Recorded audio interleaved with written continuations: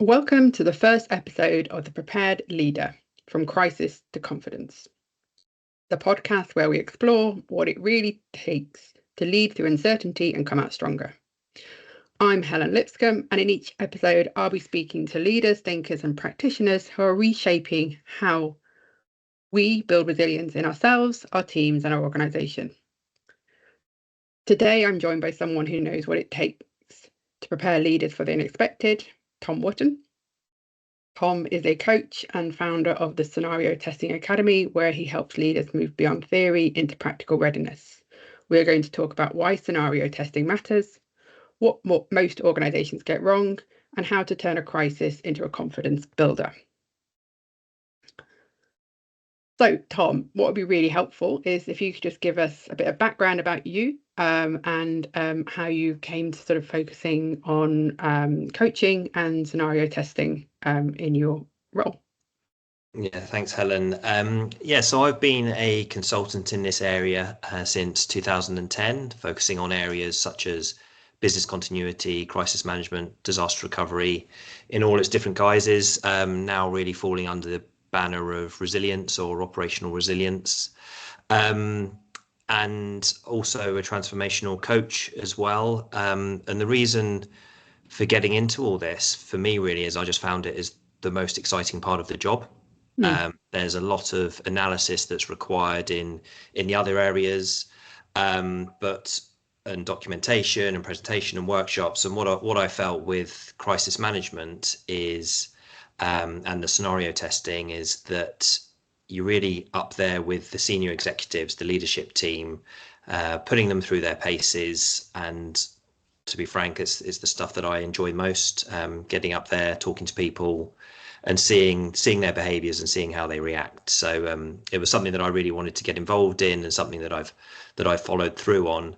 And the coaching aspect of it, I've had coaching myself. I found it extremely valuable. And it's something I just like to pass on to others who are either stuck in a career, moving forward with their career, or something that they just want to try and unlock. So it's something that I do with my clients as well in the leadership teams, whether it's part of crisis management, on resilience, or as part of their daily lives. So again, it's something that I'm really fascinated by, just helping people grow and understand their behaviors. That's really interesting, and I see the connection, obviously, between preparing leaders and giving them the kind of wider skills that they might need to be able to deal with the uncertainty these kind of disruptions had. Was there a particular moment or event that made you kind of focus more on the crisis management side and the scenario testing, or is it rather than, as you say, the sort of more analytical documentary side or documenting side of some of the work we have to do?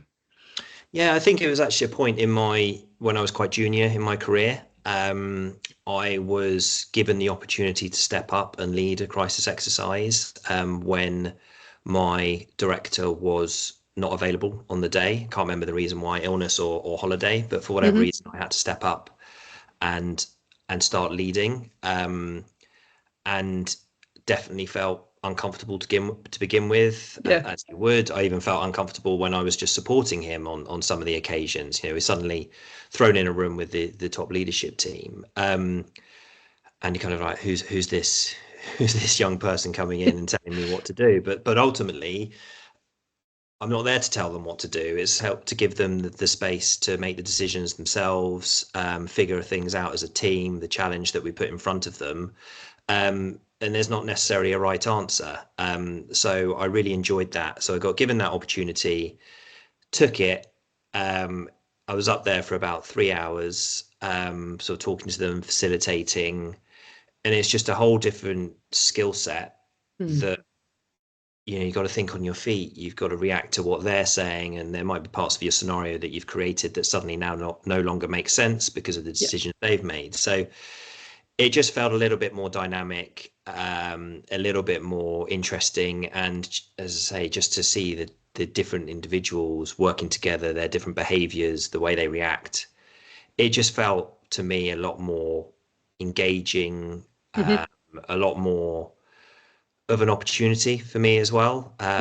as a consultant, you're always looking to try and sort of build your network, make connections, and there's no better place than if you were, in front of the leadership team. And I think that goes for people who work in house as well. Is quite often you may be working in your corner and people don't necessarily know enough about what you do, but then you run a crisis exercise, you're there in front of the COO, the CEO, all the C-suite, and they get an understanding of what it is you do. So it was something like that I think really piqued my interest. And since then I've done over 100, 150, I think it probably is now. So Wow. yeah, it's been good. Yeah, it definitely brings to home people, what this is all about, doesn't it? Suddenly they're faced with a scenario, they're faced with a real event, and it's no longer the theoretical discussions about what would we do, how are we going to coordinate things. It's suddenly, actually, we do have a plan. Is that plan going to work? And I agree, it really does suddenly bring everyone to life. This is the time for resilience practitioners. It's the opportunity for us to actually go, you know what, this is important and interesting what we do, as opposed to, again, some of the other elements we have to do and are part of the process, but don't necessarily light people's imagination on fire to some extent. Yeah, and I Um, just think that the value they can get out of it yeah, in 3 to 4 hours is huge. Like all the different individuals can get something out of it. Of course, not all scenarios will impact everyone, hmm but that's part of our job to make sure that all the different individuals in the C-suite or the response team do have a part to play. So again, it's just a creativity. It's bringing them in, telling people to step out of the room if they need to. true. If they're getting too involved, tell them to go. Pretend they're on holiday, and then someone else Yeah. has to step up and lead. There's all these different techniques that you can use that just keep it interesting and very dynamic. Yeah, yeah. And have you seen, I guess, from doing the scenario testing, examples where leaders have started to change how they respond to events through, the real events that you're posing to them? Yeah, and one example that always stands out for me when I get sort of a question like this is one. So we did a scenario with a financial services firm that was around a public demonstration. Hmm Some people were extremely angry. They turned up at the front door. This was all obviously scenario based, Sure. and as we started, the first bit of information went in. Security issues. People are at the front door, and everyone turned around to the CEO.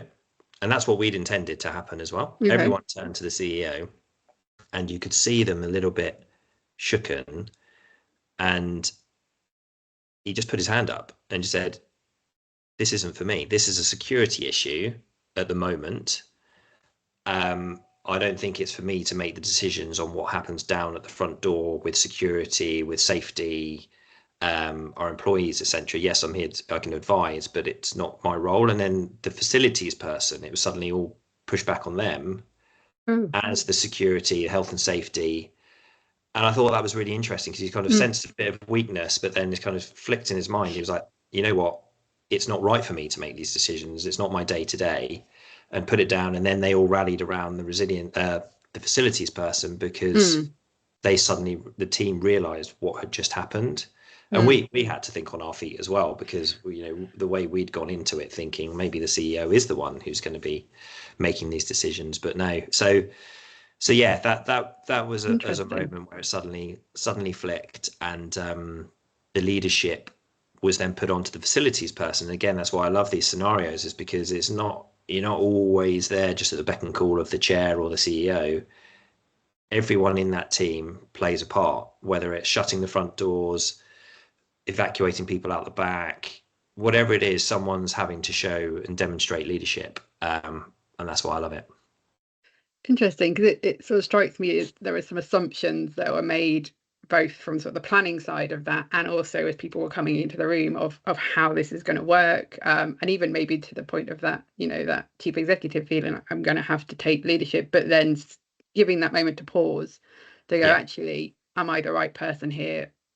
How can I use my team around me to make Mm. sure I'm responding in a great way? And I think that's something, again, that you find with these kind of scenario testing. It's a really good opportunity to make sure that where there are assumptions in the plans and where there are assumptions in how we would respond, organizations get to highlight those, and individuals get to highlight those, because it actually does get them thinking about, will this work as we think it will? How are you guys expecting these different teams to react, and how are we going to work together? That you never really have that opportunity to do that until either you do this kind of a scenario test or a real event. And obviously the intent of the scenario test is we prepare for the real event, and we are better able to deal with the unknown disruptions. Yeah, absolutely. Yeah. Do you see scenario testing different to kind of other types of exercises that we might run from a business continuity and crisis perspective? I'm thinking, I suppose, tabletop simulations or those kind of events.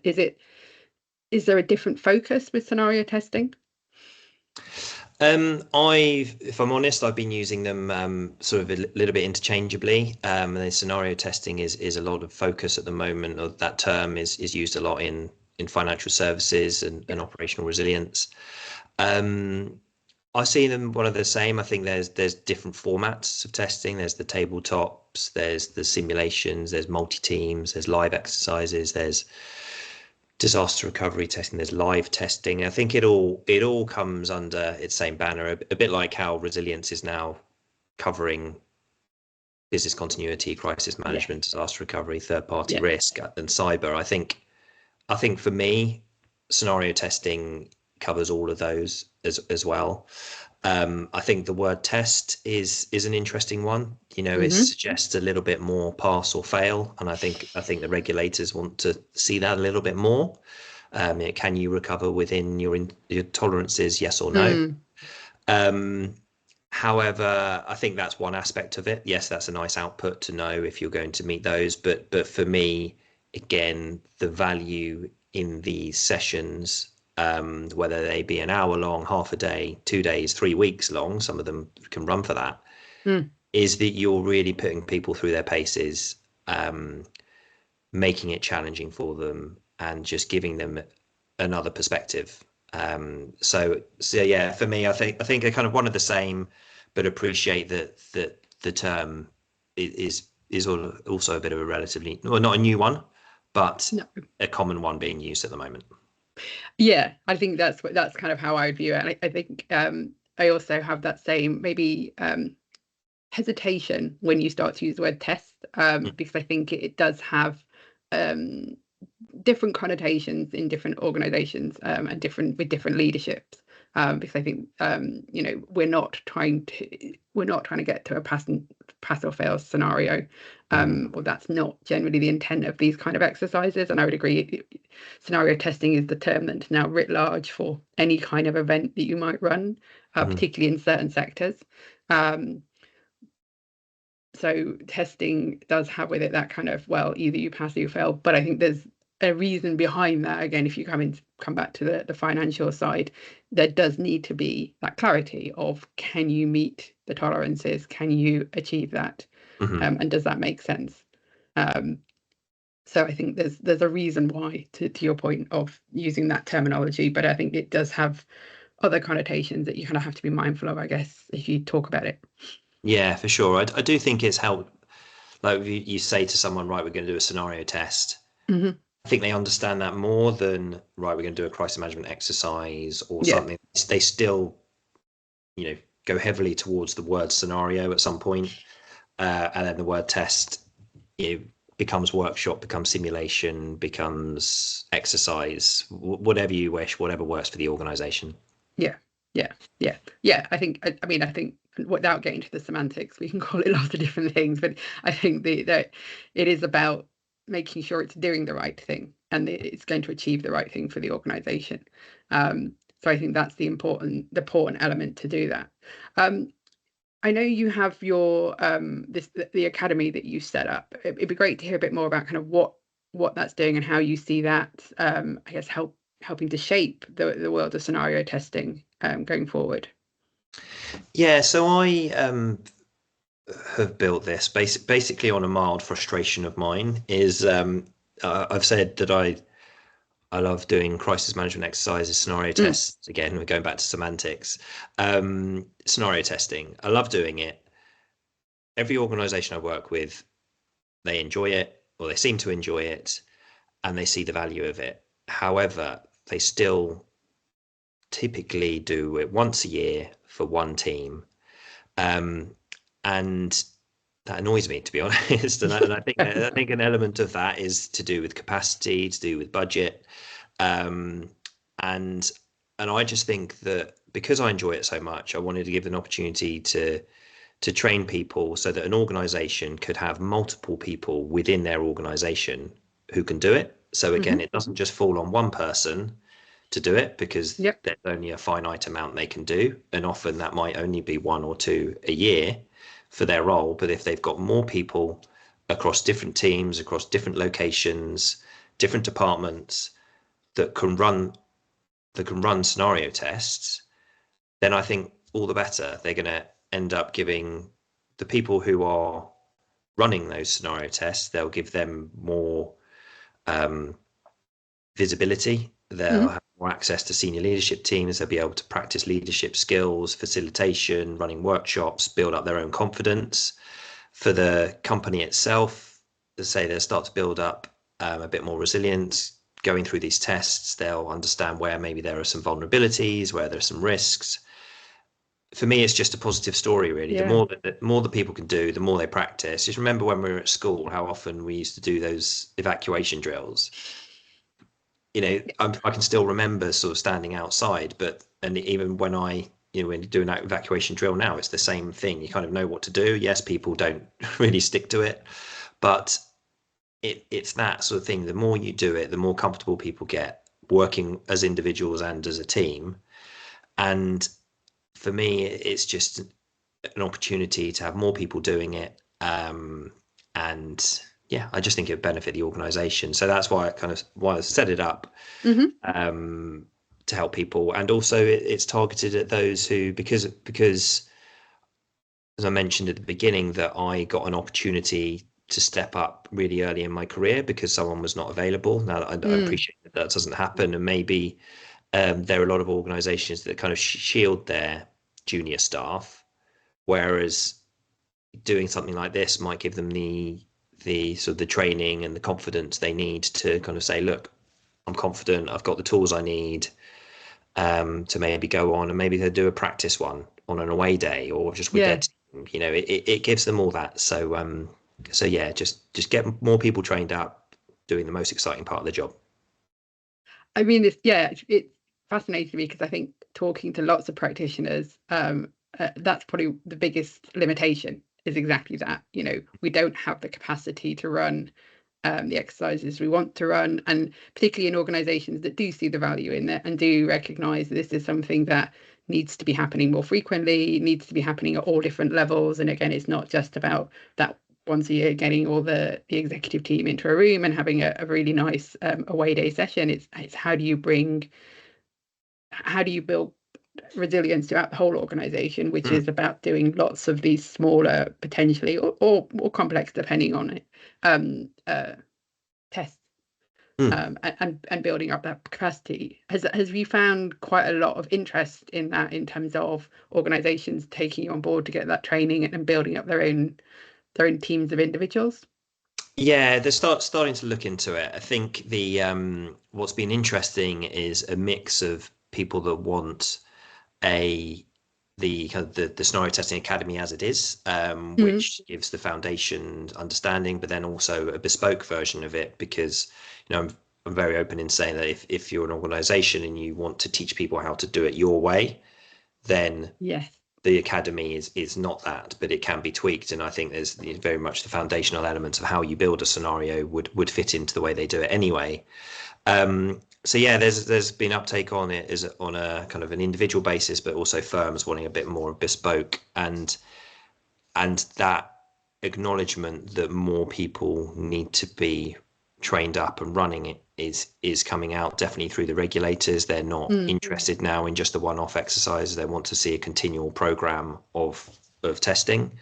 yeah, Forward looking. They also want to make sure that in the past few years you've been doing multiple. So if you haven't been doing multiple now, how are you going to suddenly step up and do more? And we're talking about firms here that are international firms, that they've got people across multiple sites, are they really going to start or continue, if it's the way they work, flying people across the world to run these sessions? Yeah. They really shouldn't need to. So the more people that are trained up, again, it's going to benefit them. And again, I keep coming back to it. It's just the most exciting part of the job. If you can get people in a room, then it's much better than doing the analytical side of it, and they get something out of it. They're doing their leadership, they're working with others, they're building relationships, rapport, and they'll take something back to their teams. Yeah.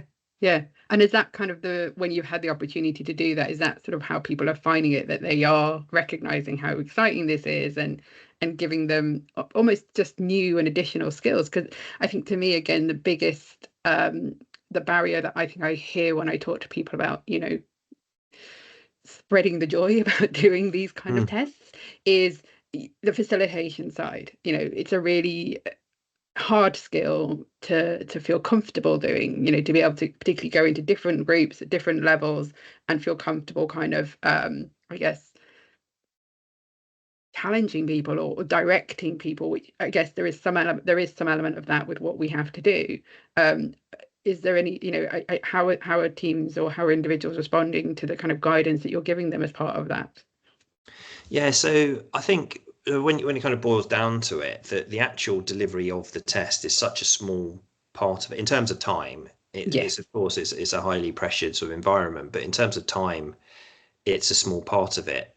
All of it comes into the preparation. You have no facilitation experience with the team, but as long as you're going through the right preparation, you're building a scenario that will work, that touches on the right issues, then you're going to get a great response. Like from day one, I've been told the worst thing you could possibly do is walk into a room with a scenario where they have an easy response, or they say, well, that will never happen to us.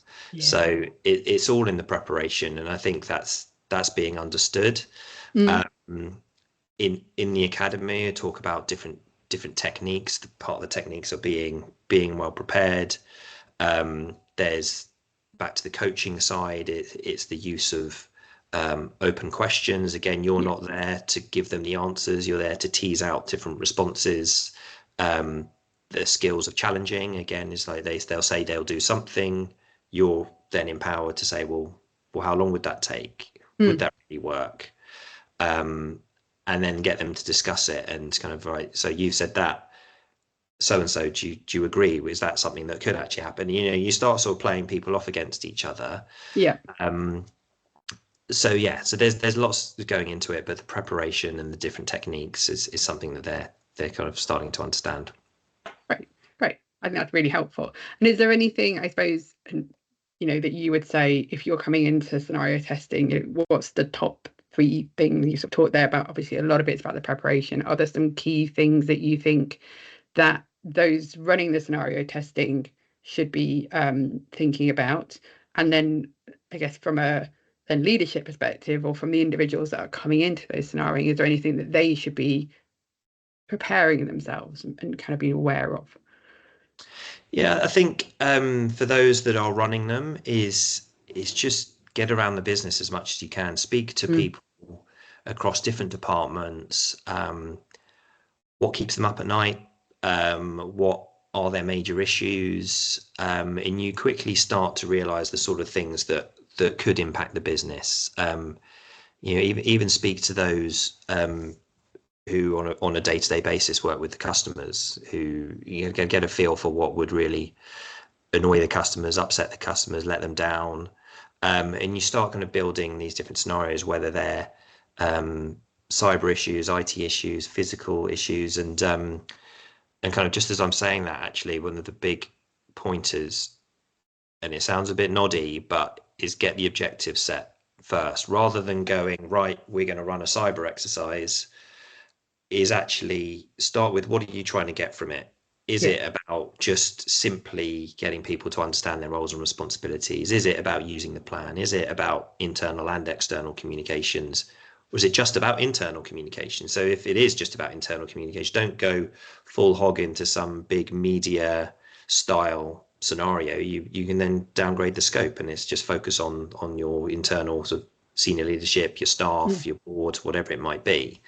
So yeah, I think advice there is get around the business, speak to people what the issues might be, and set the objectives up front before you start wading into the details of a scenario. Yeah. And then for those turning up in leadership, just be open to it. Yeah. If it's done properly, you will not. It's not pass or fail. So go in, opportunity to learn, opportunity to work in a slightly stressed environment with your individuals. You might not. You might be surprised how you react. You might sort of go into your shell a little bit. You might come out, and you just don't quite know. But as long as you play along, you'll get a lot out of it. If you sit there going, oh, well, this wouldn't work, or, what do you want me to do? Do you want me to actually send something, or do you just want me to discuss it, or are you a bit downbeat? It doesn't work. So just throw yourself into it and enjoy it. They're really, really good for both in terms of, I think, knowing what you're testing is very important, to be very clear on that. And I agree, just being open to the experience and not coming in with that closed mindset really just sets everyone up for success in the whole session.